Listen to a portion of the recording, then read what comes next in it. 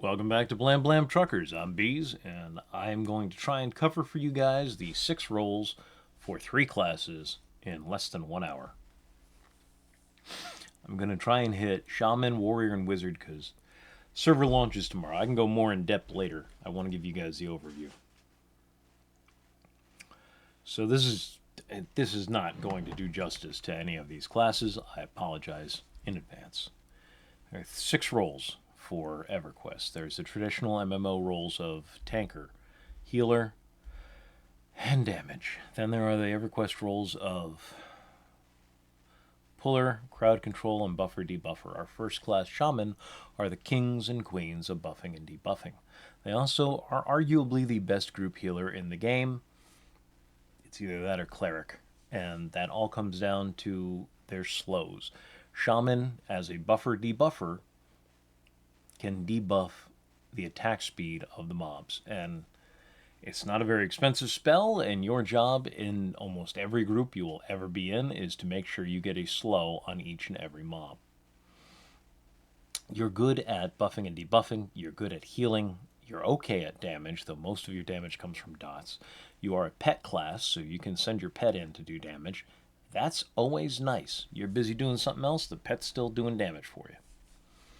You're one of the top soloing classes in the game. You do not get a snare unless you make an Interrock following troll, which we'll talk about in a minute. But you are arguably the second best damage over time spell caster in the game. You do have some evocation abilities, some direct damage spells, but your real power is in your dots. Yeah. You're the only class that gets potion making, which is pretty cool. So rolls and potions give you buffs that you wouldn't normally have access to. You can make mana regen buffs. That's pretty much the only thing you can't buff in this game. You can buff every single stat. You can improve every single stat in the game except for mana regen, including health regen. So you don't always have the best spells for like strength. Druids get better strength spells, and clerics get better armor class and hit point spells, but yeah, you get strength spells, you get armor class spells, and if there's no cleric and there's no, druid, here's the best around, we're going to use you. So you're going to be, no matter what group you join, you're going to be buffing, unless it's all shaman. You're going to be buffing, you're going to be debuffing, and you might be healing. That is what people bring you into groups for. Your damage in the group is okay, and you'll be sending in your pet. Have the pet out, send it in. You have, out of all 5 pet classes in the game, and here they are, in order of pet effectiveness, you have mages and beast lords. Which one is the better pet? That's hard to call. Mages will say mages, beast lords will say beast lords. I think it's beast lords for the most part, with some exceptional mage pets in between. But in general, beast lords have a fantastic pet. Having said that, there are some exceptional mage pets, so it depends on what level you're at too, in my opinion, for what little that's worth. Number 3 is your necro. Number 4 is the shaman with the doggy, and number 5 is the SK, the Shadow Knight, with the lower level version of the necro pet. Your shaman pet is nothing to sneeze at. It is not as powerful as other pets. If you buff it up, though, with all of your amazing buffs, it can tank for you fairly well while you root rot. You are the king of root rotting for soloing. That's not true. Necros are the king of root rotting. You're up there, though. Necros just get more dots. They just do. Druids are also exceptionally good at it. Yeah, let's go through. I don't have time to go through spells with all of your different spells. So, out of those 6 roles, healer, yes. Tank, you can, but it's hard for you to keep aggro. So, you're not really going to be doing much tanking in a group, but you wear chain armor, you can take a hit. Assuming you're geared for it, because you might decide to go, oh, I want cloth for the stats so I can get my wisdom up to 255 and my HP up to 255. Because you want HP up to 255. You you get a spell called Cannibalize, which is you have to cast it every time you want to use it. It's not an ongoing spell like Necros get or Shaman get, but what it does is it takes roughly 2 health and turns it into 1 mana. So you can sit there and cannibalize yourself until you have a full mana bar again. It's faster than meditating. I personally hate it. That's why I don't play Shaman, because if I can do something in a group, I will do it. To the best of my ability, I will do it. And the problem with Shaman is I can fill that mana bar back up. Then as I'm casting, regen gives me my health back. And then, so I'm casting or doing the barbarian cast or whatever. Hi, guys! And, yeah. Then my mana bar is down and my health bar is up, so I cannibalize through again. I never got a break. That is not most people's experience with a shaman. That is my experience with a shaman. I was amazing to be in a group with. And it drove me nuts. It wasn't fun. It was like being at work for me. And there's people out there who are better at time management, and they're like, no, I'm just going to do this in the group, and that's all I'm going to do, and I'll cannibalize when I need to, but the rest of the time, I'm happy being at 50% mana and meditating. And I can't, I got to get the job done. I got to do more. There's more to do. I got to do more. I can't play a shaman and stay sane. It was like being at work. I do this to relax, folks. I'm not kidding. I do. I do this to relax. And Shaman, I couldn't relax that. And so I'm playing the Shaman a couple of times. I've done this to myself twice now. I'm playing a Shaman, and I wasn't getting any relaxation. I'd be stressed out from work, come home, play the Shaman, and I'm stressed out playing the Shaman. It was not working for me. Cannibalize was killing me. That's an ironic statement. That's my experience. That is not most people's experience. Most people love this class, and I don't blame them. Again, you have the best slows in the game, bar none. You will be slowing mobs, whether you're soloing, grouping, or in a raid. You will be slowing the mobs. That's what you do. You're a shaman. You slow mobs. People bring you into groups to slow mobs, buff, and heal. Those are your 3 main roles. So you buff, debuff, and you heal. No one expects you to do things like I would do. Like when there's no other CC in the group, I was the CC. You get root at 12. You're going to want that spell. I would park mobs and I would root rot them. Just like I did with the Necro. I would pull them off to the side so they're out of melee range. Just melee mobs, not ranged mobs, not caster mobs, but ranged mobs. Pull them off to the side, root them, drop my 2 dots on them, and pull the next one to the side, root them, and drop my 2 dots on them. That's just what I would do. And so when they would get to them and they would start killing these mobs, they're like, they're mostly dead, they're half dead, they're 1/4 dead. You're welcome. And then I would cannibalize, so I'd have more mana, and I would do it again, and then I'd cannibalize like crazy. And it's not a big jump, but you generate more mana with cannibalize, because clarity from the enchanter stacks with cannibalize, and the bard mana song stacks with cannibalize and with clarity. And so I would I would have so much more mana, and then I'd have to spend it, then I'd have to get more, and then I'd have to spend it, and it was just. And then I would heal myself. My heals were more efficient than my cannibalize was. It was bad. It was bad. Not in a bad way, but I was trying to do everything, and Shaman can do a lot. I probably would have had more fun soloing with this character than any other character I've ever played, but I didn't. I was in groups and I was leveling like crazy. I think I got from 1 to 60 and inside of a week, which is very fast. And people wanted, my guild was like, let's group with this guy. He's insane. And I was. And they did. I'm not going through every spell like I normally do. We're 10 minutes in, I want to get to the warrior. And there's things I do want to cover. So, Shaman.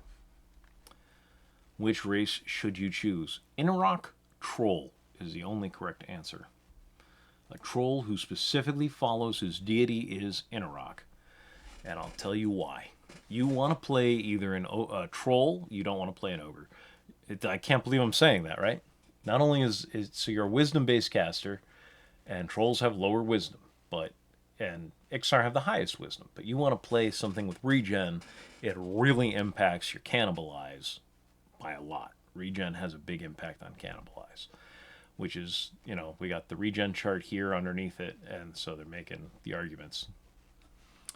Unless you want to look good like a barbarian, or unless you want to not get stunned from the front, which is a huge deal when you're soloing. But really, the difference between cannibalize as an Ixar or a troll is groundbreaking. It's game changing. It really is. I played Ixar for the AC bonus and for the high wisdom, which is 90, by the way, which is great. They have the highest wisdom of any class for the till Vashir come out, but we're not talking about that. We're talking about classic. And I'm not sure how much wisdom Vashir have, honestly. Or frogs, for that matter, who also, I believe, can be shaman, but I'm not 100% on that. Anyway, the point I'm driving home here is you want to be a troll. And this isn't even close. If you want a solo, you want to be a troll, and I'll show you why. First off, Ixar cannot use the Jaundiced Bone gear, which has... all the Jaundiced Bone gear has a clickable effect on it. The Bracer in particular has Winter's Roar. Winter's Roar is a direct damage. Takes a second to cast, but costs no mana, and it does 251 to 263 damage to your target. This is a great piece. Ixar can't use it. That's not going to matter much later on, but we're not talking about later on. We're talking about during Classic. If you're only playing a shaman, you really want to play the troll. So trolls, ogres, and barbarians can use the Jaundiced Bone gear. Because it's plate, and Ixar can't wear plate in Kunark, or in Classic, you can't wear this. It says it right here. Barbarian, troll, ogre. That's it. Shaman only. So that's one reason to consider playing a non-Ixar. The other reason is the Inarok symbol quests. So these are not easy.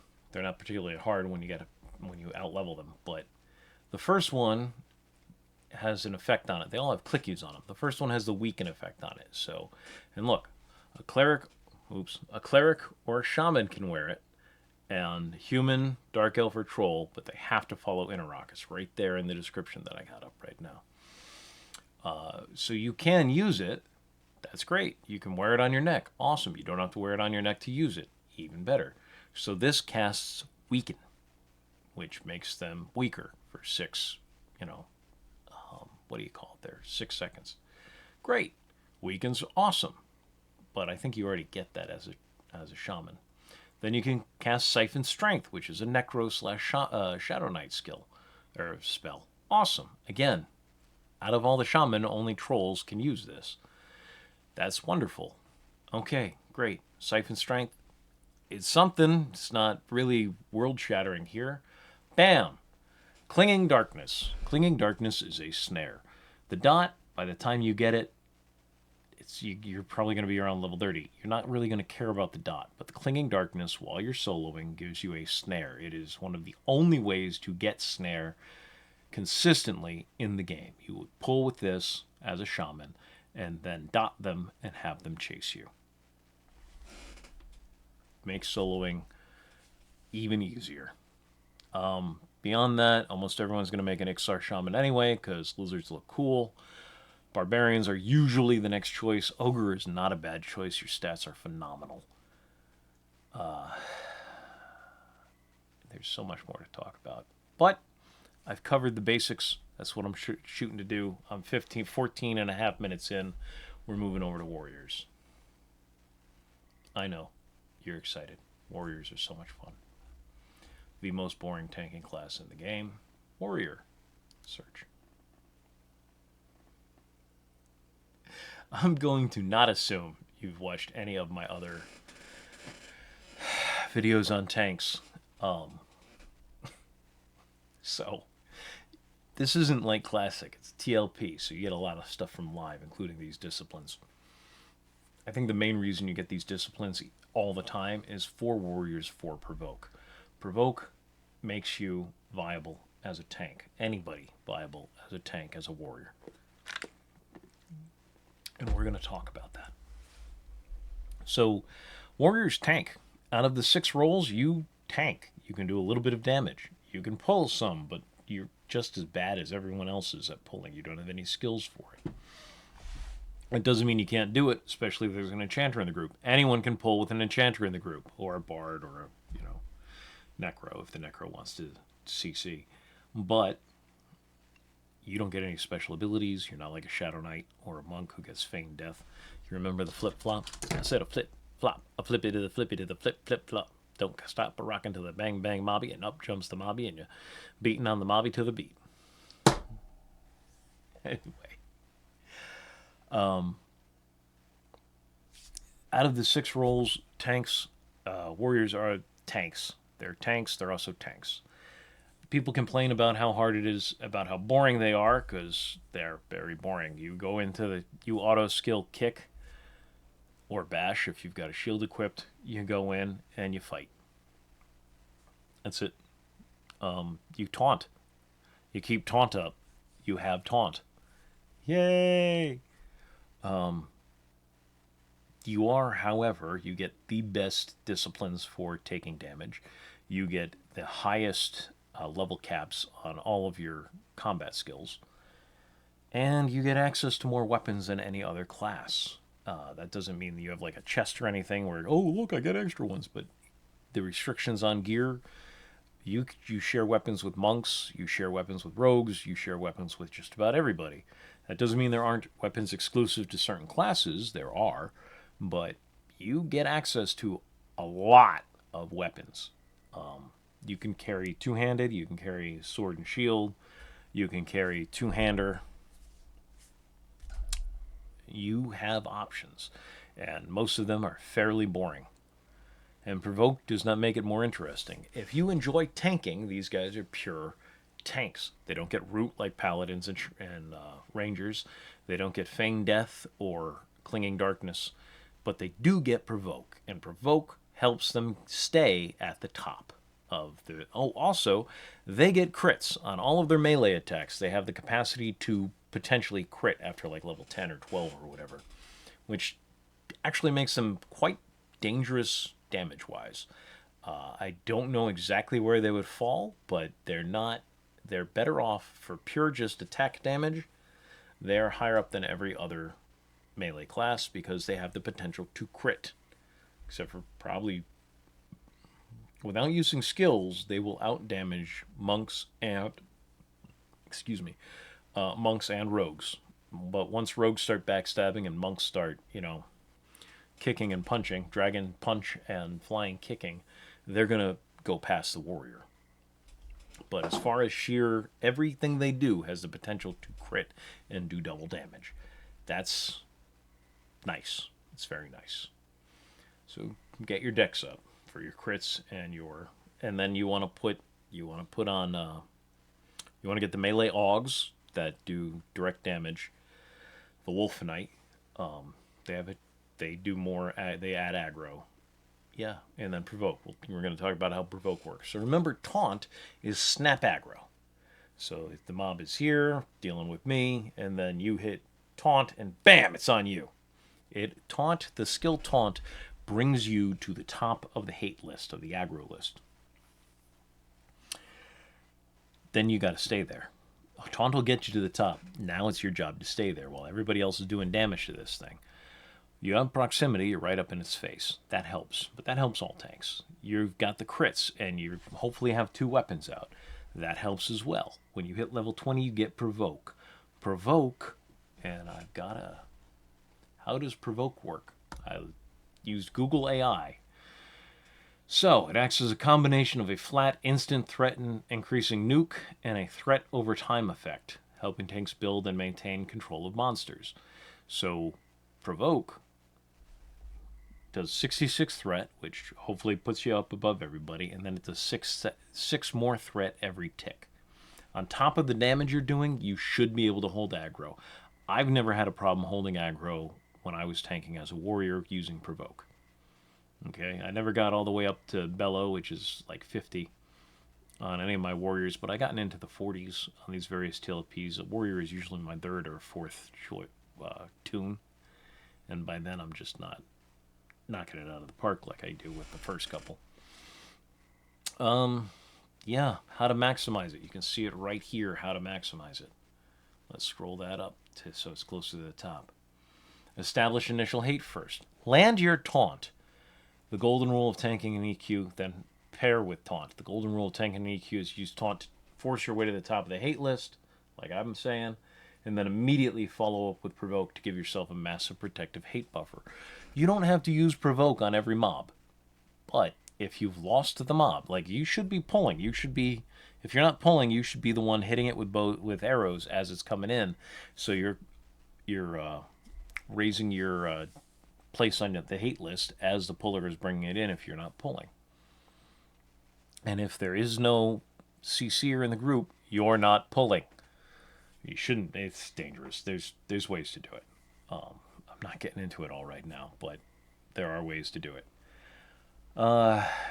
So yeah, you pair it with taunt.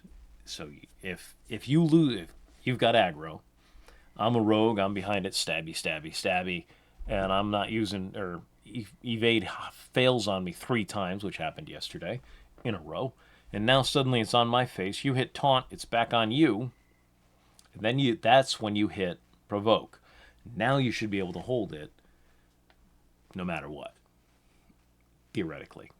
Plus, with your doing auto attack damage, the crits and the procs from your weapons. It's why tanks always want short swords of Ikisha, because you get the short sword of Ikisha taunt proc. Then you put the Wolfenite Aug in there, and you're going to hold aggro pretty well.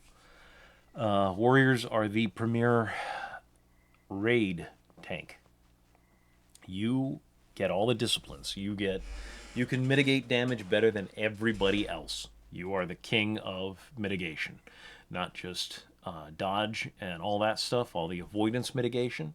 You also have all of the AC damage mitigation. Straight up, if somebody hits you, if you're in the best gear, if your armor is as good as it can be as anyone else in the group, you will mitigate more damage than any other class in equivalent gear. Wow, that had a lot of modifiers to it. Conditionals. That went wicked fast. There's stories to tell with warriors. There are, but we're not going to tell them. We're going to go here to the EQ99 page. Just remember, use Provoke, know what Provoke does, know what Taunt does, and use them appropriately, and you will be able to hold aggro. It's not that hard. Remember, as you're tanking, to turn around so that your group, the rest of the melee, will figure this out quick. You are always going to turn the mob around so that its back is facing the pets, whatever pets there are in the group. And the reason you do that is because mobs cannot avoid damage from behind. They can't riposte from behind. They can't block from behind. They can't dodge from behind. They can't shield, whatever. They can't do it from behind. They can't. If they can't see the attack coming, they can't avoid it. So use that to your advantage. Get everyone else behind the mob while you're beating on it from the front. That's just tanking. That's tanking 101 right there. Let's look at trade skills. I'm going to go over bows and arrows with you because I'm assuming you didn't watch my other videos. So I kind of was figuring this out as I went. You're not going to get a bow drop till the mid-teens. You're going to want, if you're even fighting in the right zone, to get one. And then it's just going to be a hunting bow, which is not really any better or worse than the hickory bow. So all you're looking to do is pull with your bow. That's it. You're looking for decent range, and I'm going to get you to range 100 cheaply and quickly. You're not looking for killer range, not at first anyway. You can upgrade, but starting off, brand new server, you got nothing. I'm going to show you the quickest and cheapest way to get a bow and some arrows, and lots of arrows. All right, it's called fletching. I'm not saying you should become a master fletcher. I am saying, however, that we are going to use this chart to get you what you need to do your job. You don't have spells to rely on. You have to use a ranged weapon to pull from range. And you're going to want to, because they're awesome. So you're going to go to the wiki.project1999.com/fletching.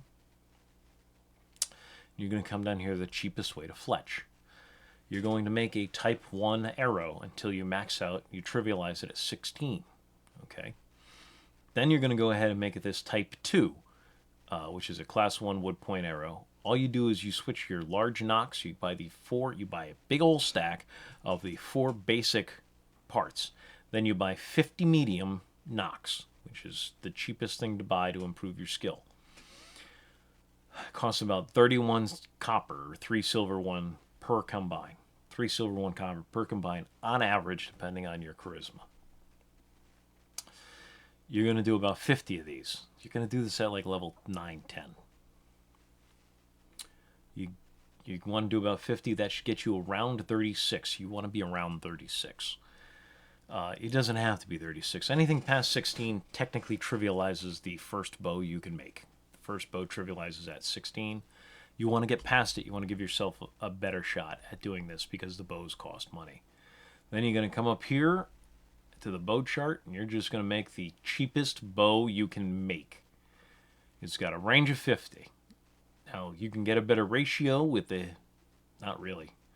You can get a faster shot with the rest of them, but the ratio is actually better for the hickory hemp bow. So you're going to make a hickory hemp bow, okay? It's made out of hickory with a hemp string. That's it. So you buy the hickory wood. It's sold at these vendors. It's just a hickory bow staff. Hickory bow. I'll highlight it for you. Hickory bow staff. You buy it from these vendors. I don't have an average cost here, but it's probably a gold or two. Oh, we're going to eqtraders.com. Give me a second here, guys.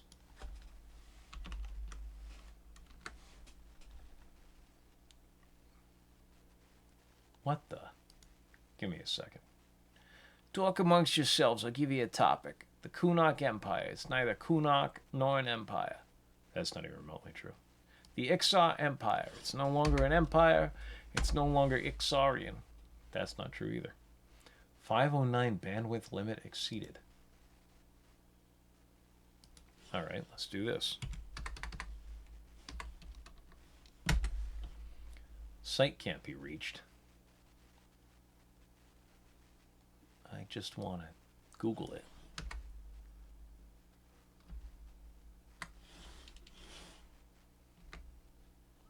EQ Traders Corner. Backspace. And EQ Traders is down right now. Wonderful. Okay. I don't remember how much this costs. I could go in game and find out for you, but this is the cheapest way to go. You buy the hickory bow staff. Then you go ahead and you buy the hemp. You buy one of each. You're past the trivialized place. 16 is trivial. You get it. You get your fletching up to 20 or so, or 30. Okay. Then you go here and you buy hemp. Hey, look, it's the same people. You cannot do this in Agok. You can in the Firot, though, which is the zone, which is the Ogre Newbie zone. That's nice. So, yeah, there you go. That's exciting. You make that bow. The bow has a range of 50. Look, 50 range. The arrow that you're making has a range of 50. Where is it? It's up here. Easiest range, 50. Look at that. That's exciting. Isn't that exciting? I feel excited. Gives you a total range of 100. Yay, 100! That's enough range to pull with. And then you keep a stack of those with you, and you keep your fletching kit with you. You keep a stack of all 4 pieces with you, of 100, 200, 1,000. It goes up to, the stack goes up to 1,000, how much you can afford. Well, you know, you're not blowing the bank on this. And then as you run out of arrows, You sit down and you make another, and they come out at 5 apiece. So you're going to have some fails, but 100, a stack of 100 for each one of those 4 components should net you at least 450 arrows. That's a lot. Seeing how you're not trying to do a ton of damage with them, not initially. Eventually, you're going to get some amazing bows. You might want to consider upgrading your arrow if you got the cash for it. If not, the amazing bow with the cheap bow arrow still hits, and you're just looking to pull with it. You're not looking to do your damage there. Tanking is not about damage. It never was. It never will be. The damage you do as a tank is secondary. It's nice, and it's going to be a lot, but it is secondary. If you like tanking and you want to tank the raid mobs, make a warrior. Make it an ogre. Oh, let me show you why. So you know how when I was talking about shaman, I'm like, well, shaman, the thing about ogres is they don't get stunned from the front, and that's really quite nice, yes. Really quite nice. And it is. It's very nice. It's nice for pretty much every class. If you could be not stunned from the front and you're doing any, soloing at all or tanking, take it. But shaman, as I said, the regen is a lot nicer than not being stunned from the front. With warriors, that is not the case. Not being stunned, you are a tank. You are going to be hit repeatedly. Make it an ogre. Now, ogres are butt ugly. I've said it before, I'll say it again. They are butt ugly. And you may not be someone who can play a butt ugly character. You want your character to reflect you somehow, to look good like you do. That's perfectly fine. That is a valid choice. Play something else.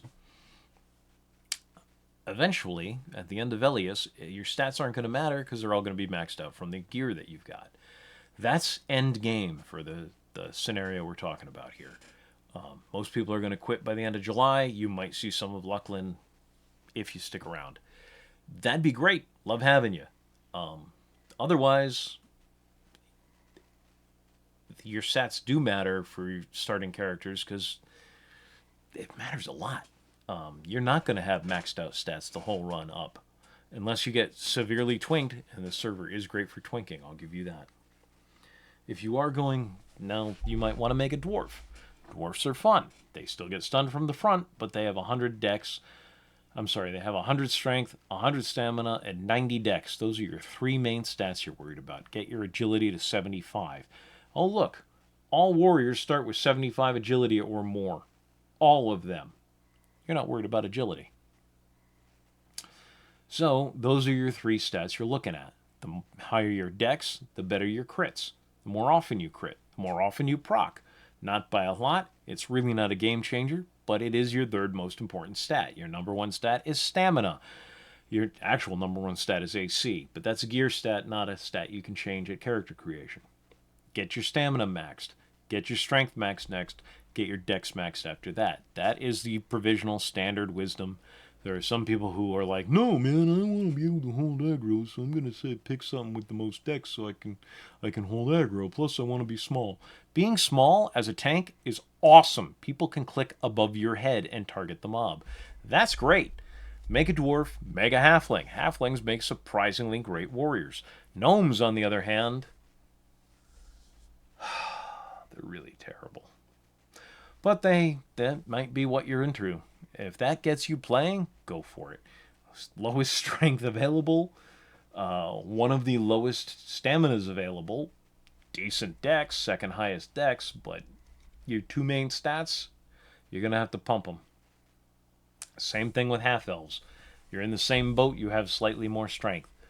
Halflings have more strength, as good as humans, right? Yeah, 5 under humans. And crazy high dex. If that's what you're into, if you want to make the dex guy, I'm not going to stop you. I want you in my group. Whatever. If that works for you, let's do it. You are more than welcome to tank as a halfling. We've had halfling tanks, tank raid mobs, halfling warriors, tank raid bosses, just fine.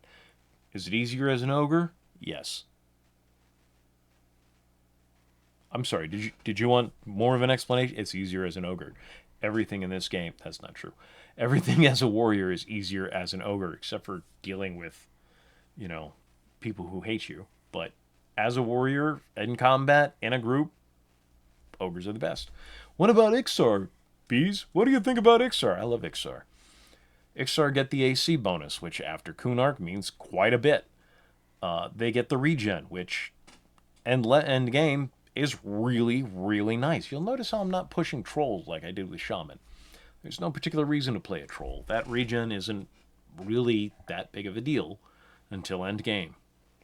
It is for cannibalize with the Shaman, but it's not for warriors. Your regen has almost no impact on your playstyle as a warrior. You are being healed by the team healer, usually a cleric, often a shaman, sometimes a druid, and a pinch a paladin, or worse, a ranger. Rangers aren't built to heal. We covered that in the ranger video. You're not worried about regen. You're not. Not being stunned from the front is huge. I would take that over an ogre stats. The fact that you get that with the ogre stats, it's great. This is exactly where you want to be. If they're too ugly for you, play something else. If you want to play a warrior, pick something that you're going to love to play. I had a buddy who made a wood elf warrior, which is just terrible. It's like a gnome, but worse. 5 more strength, 5 less stamina, and 10 less dex. This is the worst choice. It's either that or a gnome. Dark elves are even worse. Okay, dark elves are dead last. Dark elf warriors suck. Having said that, I would fight with a dark elf warrior by my side. Stats will even stuff out. Stat-wise, they're the worst choice. Having said that, it will work. You get the stats for it. You get the AC for it. AC is your number 1 stat. You can't affect it here. It is not on the... Why do I always put this to the wrong side? I know that it mirrors on the video. It is not something you can affect the character creation, but AC is your single most important stat. You are going to mitigate more damage from your armor class than anything else. Yeah. I'd still make an ogre, dump everything into stamina, dump the rest into strength, and carry on my native son. And if I have anything left over, put it into dex, get dex up to 75. But I'm not worried about that. 75 is it's a cutoff point for the internal code. I'm not too worried about it. I might put 5 into dex just to start things off. Make sure I have the proc rate up to the minimum there. And then the rest into strength and stamina. Mostly stamina. AC is more important than stamina. It is. Stamina is important. AC is more important. If you want to tank, AC, then stamina, then strength, then dex. Anyway, not much more to say about warriors, even if I was doing a full video. Oh, we can look at their skills. You want to see their skills? Oh, we have a minute. Let's take a minute and look at their skills. Oh, look, they have skills. They're wonderful. Oh, Freundleben. Okay, you can use the weapons. Yay! I like using weapons. You can use the hand-to-hand. That's pretty awesome. You probably want to, if you're serious about playing a warrior and you want to be the best of the best, you can be disarmed too by the mobs. So, yeah, max out your hand-to-hand, so when you do get disarmed, you can still punch them at maximum strength. At level 1, you get kick. At level 6, you get bash. You can bash or kick. They're on the same timer. Kick does more damage than bash. We covered this in the Ranger video.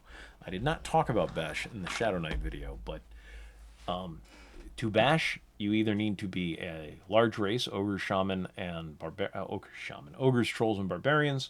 Barbarians make great warriors too, by the way. I don't know if you looked at their stats. They look cool. The girls look awesome. If that's what you're into, make a barbarian warrior. You won't regret it. But bash, if you're not a big race, you need a shield equipped to bash. Kick, you can use that whenever. Kick does more damage. Bash interrupts. So if you see the bad guys start to, what do you call it? Cast a spell, you just bash them with your shield. You hit the bash button. Interrupts their casting.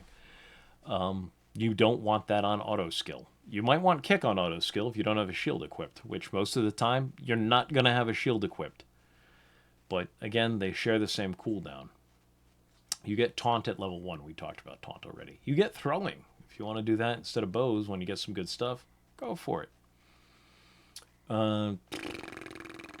Okay, 6 you get dodge. Yay. You'll level that up without trying. You're going to take a lot of hits. In every fight you get into, everybody's going to want to hit you. And that's the way you like it. 10 you get parry. Again, great skill. It's avoidance. Dodge and parry are avoidance AC. You're getting out of the way, or you're getting the blow out of the way. 13 you get dual wield. That is the lowest anyone gets it in the game. You rogues, except for monks. Monks get it at 1. And then you get double attack at 15. Again, you and rogues, you get it at 15. You get riposte at 25. Again, avoidance AC, and it does a little bit of damage back. And then you get disarm at 35. Get it? You're not going to use it much as you should. Rogues are the premier class for using disarm, in my opinion. As much as you should use that, and you should. The advantage to disarm is that when you're fighting somebody with a magic weapon, if you disarm it, it goes directly into their inventory. If it's a non-magical weapon, it drops on the ground. But either way, they're doing less. The mob is doing less damage to you now that you've disarmed them. Really nice at high level. You can just leave it on your bar and use it whenever you want to. At level 12, a warrior gains the ability to land critical strikes or crippling blows while in a berserker frenzy. Oh yes, if you're under 20% health, you go into a berserker frenzy and you do absurd damage. At 60, they gain a chance of landing a triple attack, unlike double. Yeah, the levels for this are a little bit different for triple attack and double attack and all of that. And this is based off of classic. Ours is based. TLPs are based off of live. But you'll be able to triple attack. There might even be a quadruple attack eventually. I don't know. I don't care. I'm just trying to get a video out right now. I would care if I was planning a warrior. But yeah, put kick on auto skill. Go for two weapons as soon as you can so you can get more aggro. The only time you equip a shield is when you're fighting a raid mob, a raid boss. Yeah. You're going to do a lot of damage. You're not going to be a primarily damage dealer. For the 6 rolls, you are the tank. You can also do damage. You can't pull any better than anyone else. But if there's an enchanter in the group, you can still pull, or any kind of CC. You're not a healer. You don't get any healing abilities. You're not a buffer debuffer. You don't get any buffing or debuffing abilities. You're not a crowd control. You don't get any crowd control abilities. You can do damage, but more than that, you can tank. You can take damage better than anybody. As I like to say when I'm playing a tank, I get punched in the face so you don't have to. I also say things when I'm, I've got Discord up. I'm like, why are you getting hit? It's my job to get hit. You shouldn't get hit. It's my job to get hit. Stop doing my job. Which annoys people, but they laugh too. I'm not going over disciplines for you. They are mostly they are very self-explanatory. They either make you hit better or they make you receive damage better. Somebody is calling me from Minnesota. I don't know anybody in Minnesota. They can go ahead and leave his message. All right, time for Wizards. I'm 43 minutes in. I got some time left. Wizards are far more complicated than Warriors, but I got off track here. Wizard. Search. Okay. Wizards do damage. Wizards can crowd control with Root. And Snare. Wizards are pretty great on those things. So out of the 6 rolls, Wizards are damage. They can't tank. They can't heal. They do damage. They do a lot of damage. All at once. Get concussion as soon as you can and use it. Out of the 3 other rolls, Puller. They do okay as pulling. They get Root so they can bring stuff back to the group and stop it away from the group. A little bit of CC in there too with root. You will, if you're good as a wizard, and I'm not saying you are, and most wizards suck. Most wizards are boxes, so take that for whatever you will. So box is somebody playing a second account. Wizards make great boxes. They do. You get root, you get snare, and you get lots of damage. Yeah, if you had a pet, you'd be a mage. Only you do more damage than mages. Last one is buffer, debuffer. Believe it or not, you don't do any of that. Unless you get your Rod of Temperate Flux, and which you should. Your Staff of Temperate Flux, which you should. But yeah, even then, that's -5 to fire and cold resist. It's not really much. Wizards are the kings of direct damage. Wizards are the kings of area effect damage. And I am going to quickly make the case that wizards are the best soloers in the game. It's really Necros. We all know it's Necros. But wizards can quad kite. Wizards get the only, that I know of, at least in Classic, the only area effect snare in the game. So you get your Staff of Temperate Flux. Let me bring that up so you can see what I'm talking about. We're going to get rid of Provoke. We're going to change this over to Wizard. Weezer! We're going to search for the Staff of Temp. I should do it. That did not do it. Maybe it's a Rod of Temperate Flux. Rod. Fine. You want to do this the hard way? I can do this the hard way. I don't mind. I'm a nice guy. Quests. Wizard-specific quests. Core quests. Staff of Temperate Flux. That didn't work for a search. You guys are a pain in the butt. You have 2 classic quests that you should do as soon as you can.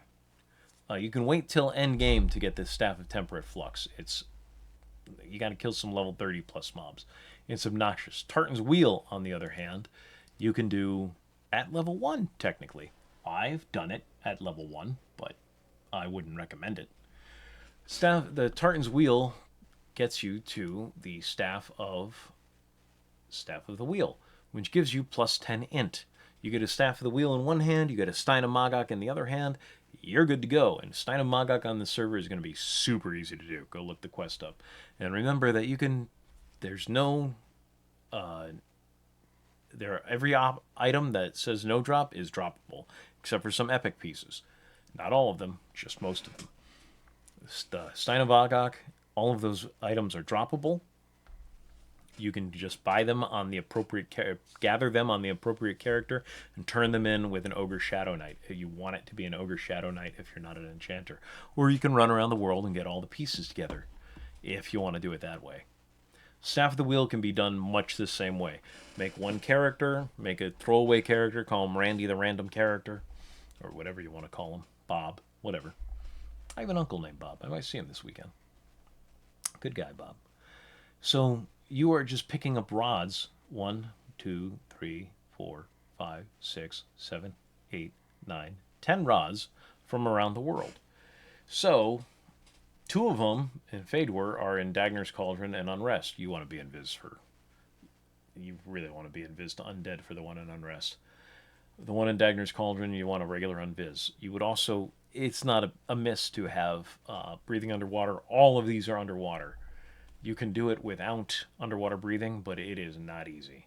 You gotta go right, you gotta know where it is, so you go down, you search for it. When you get to about half water, you come up, you go down, you search for it, you finally find it. Zoom, you go up, you get your breath, you go straight down, you grab it, you go straight back up. You survived! Yay! Anyway, that's Arid's Crossing. That's in between Aridin and Quainos. Quainos Aqueducts. That's in Quainos. Make a Quainos guy. Get both of them. Everfrost Peaks. Go make a Barbarian. So Randy, start with if we're going to do this in order, start with a human from Quainos.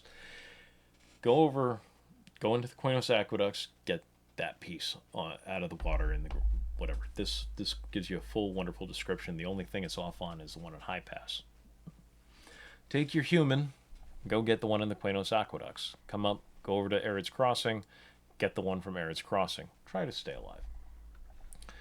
Put them both in the bank, in the shared slot of the bank.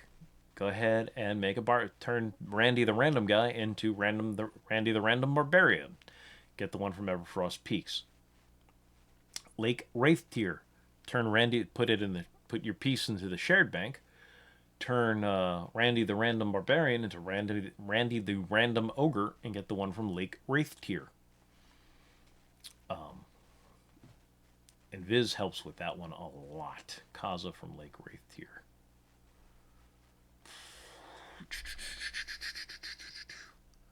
You might have to go to Alakazam to get... Oh, here it is down here. Why can't... Oh. Funny. Okay, I can't put this on screen for you, but Kaza is underwater on the top floor of the stone tower in the hidden cave underneath the first island out from Wraith Mountains. Yeah, you're going to want underwater breathing for this. Island number 15 on the map, cave entrance. This is where the mob spawns for the Cleric Epic. Lord... He's an underwater goblin guy. That one's annoying. Invis and underwater breathing would help you out greatly with that. But if you can get around it somehow, you can get this piece. All you do is you go around the world and you grab these pieces, and then you bring them, and then you combine them, and you get the Staff of the Wheel. 10 int in one hand.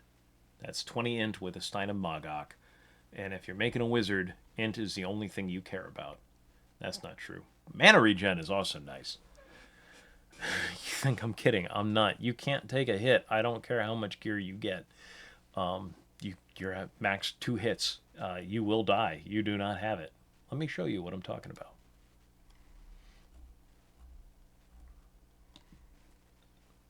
Yeah, that's the easier way to scroll. Here are your options for wizards. I need a sip. My throat is dry. Look at these stamina scores. Humans have the highest stamina, 85. They can take a hit and a half. All your stamina scores are terrible. If you decide to go Erudite, which I always do, add 5 to your agility so that you, when you're soloing for the first 10 levels, you don't get hit as hard. Your dex sucks. All of your dexes suck. All of your strengths suck. All of your staminas suck. I hope you're not offended by the word suck. And your wisdoms don't matter. They just don't. As you build your character, get int to 255. Once int is at 255, start looking for various focus effects that are going to be active at day 1 on this server tomorrow. After that, mana regen.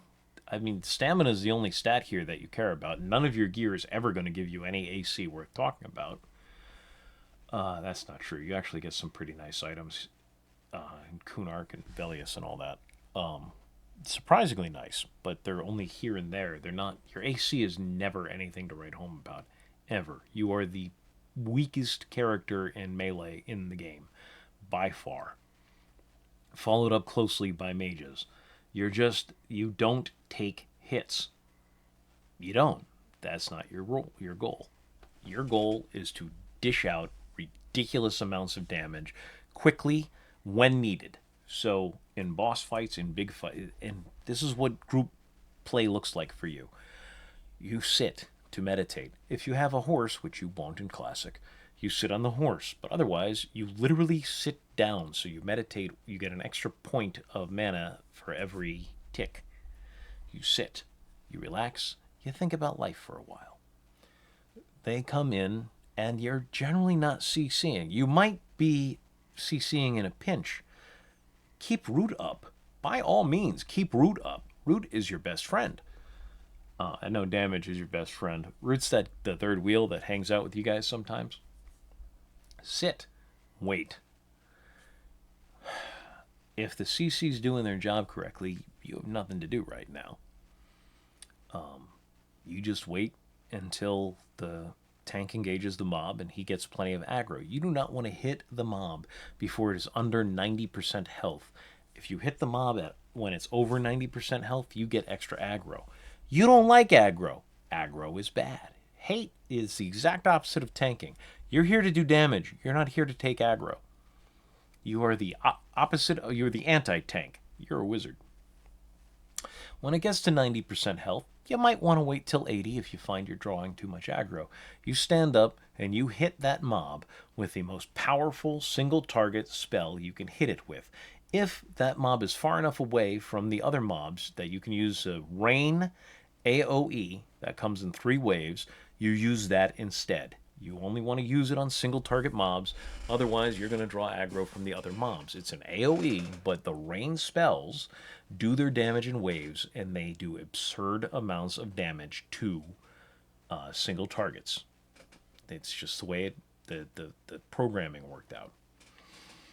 That is not how the game intended it to work, but once it started working that way, the programmers leaned into it.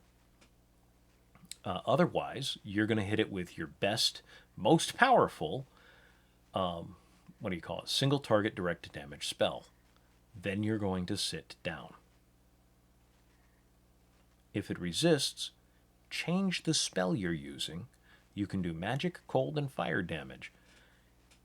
Use whichever one is the best at the time, does the most damage, and if that doesn't work, move to the next highest damage of a different kind of magic resist. That's it. That's all you do. That's your whole gameplay.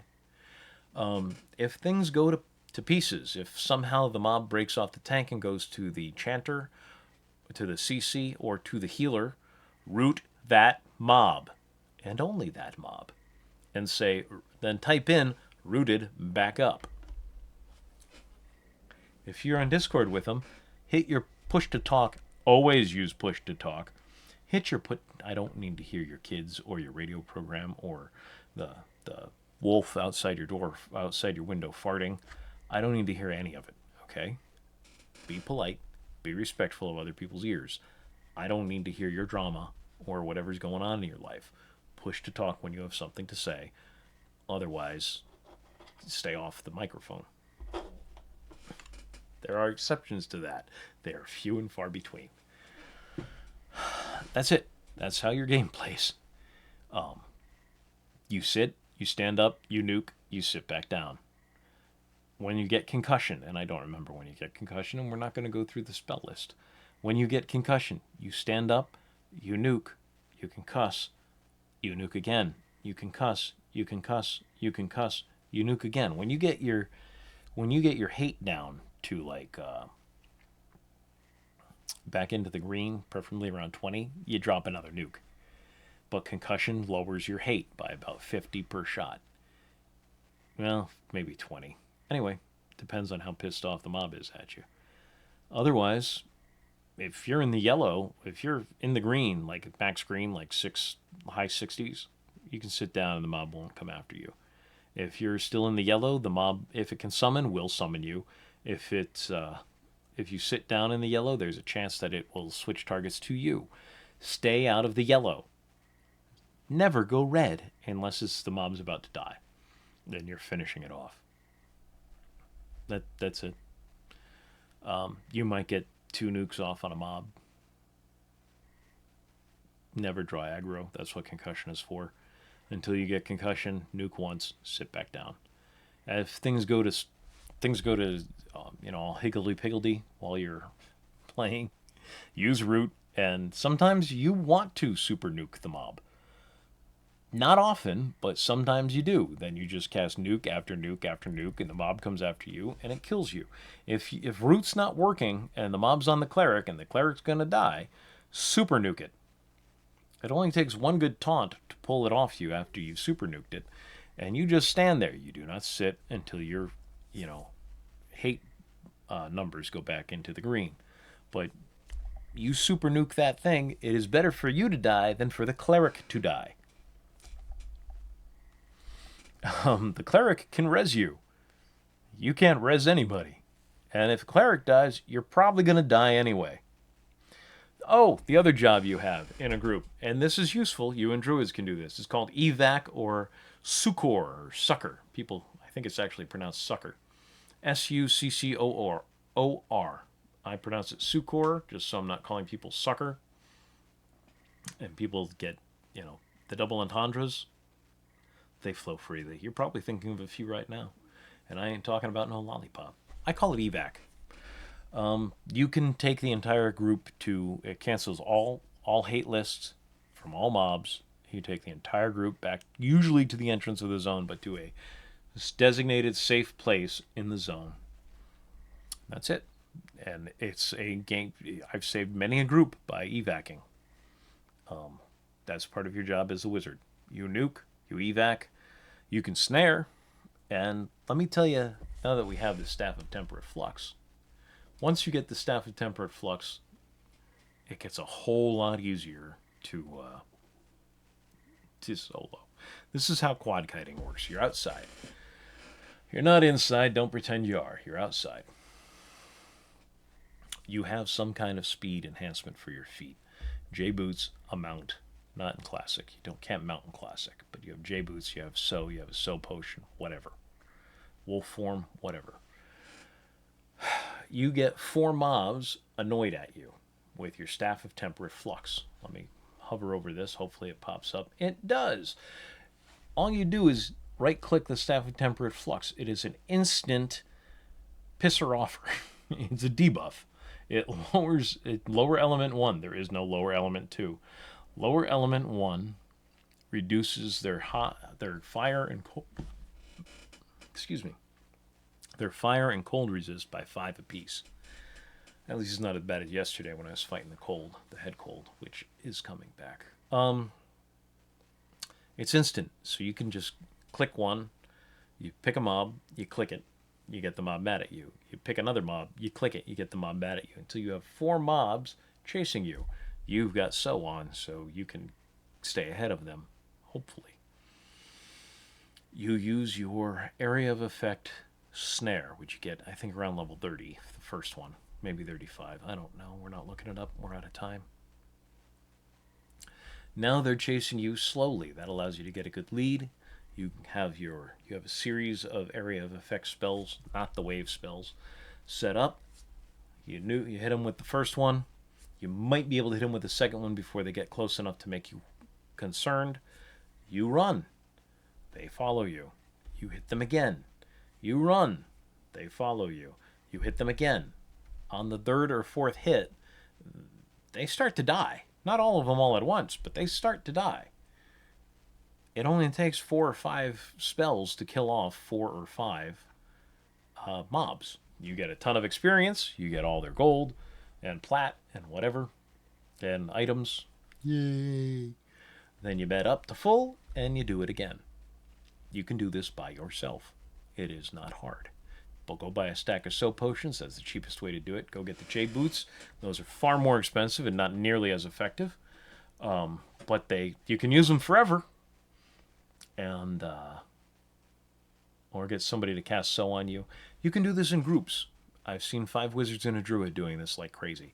And the druid does all the pulling, and they get area effect damage spells, but they do not get an area effect snare, which is what you want. You want them grouped up nice and tight, all mad at you, chasing you, or all chasing the druid, if you're doing this in a group, and you just quad. You can hit up to 4 mobs at a time with your area effect spells. You can hit 4 mobs at a time with your area snare.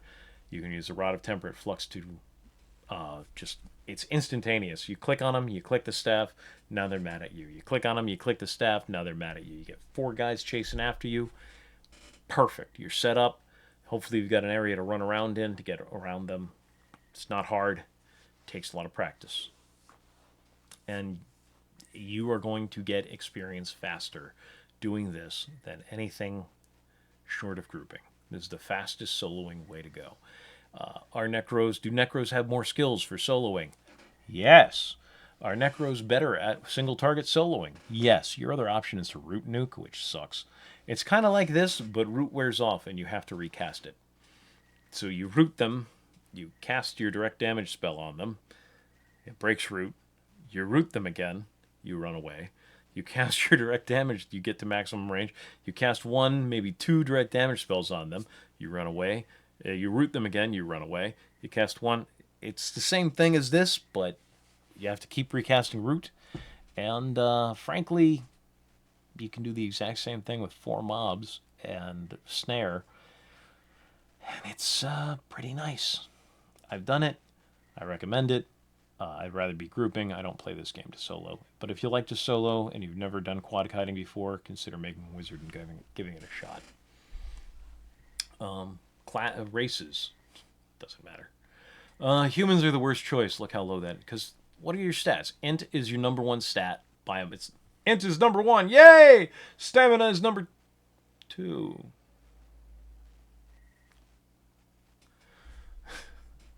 That's it. Stamina is number 2. You aren't going to use strength. You don't care about strength. The only thing strength is good for is helping you carry more loot. And with the, weightless bags that you have available from the store and that you can buy inside the game itself, okay, that's nice.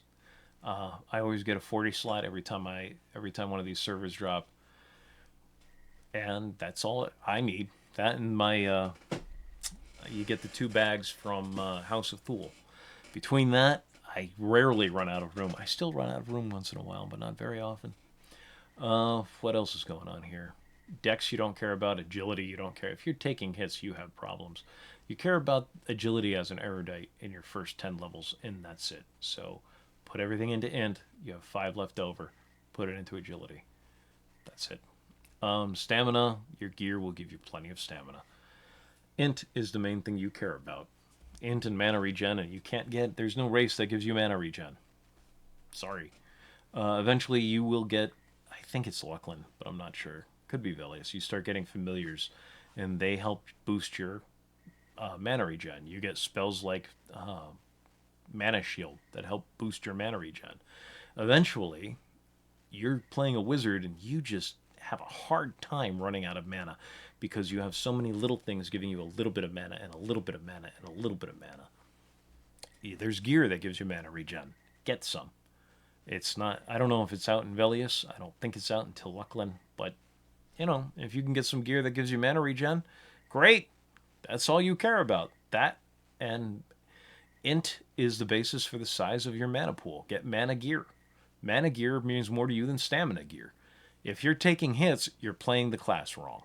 That's not 100% true. It's a general rule. Wizards should not be taking hits. You should be dishing it out. You are a glass cannon. If they hit you, you break. If you hit them, they break. All right.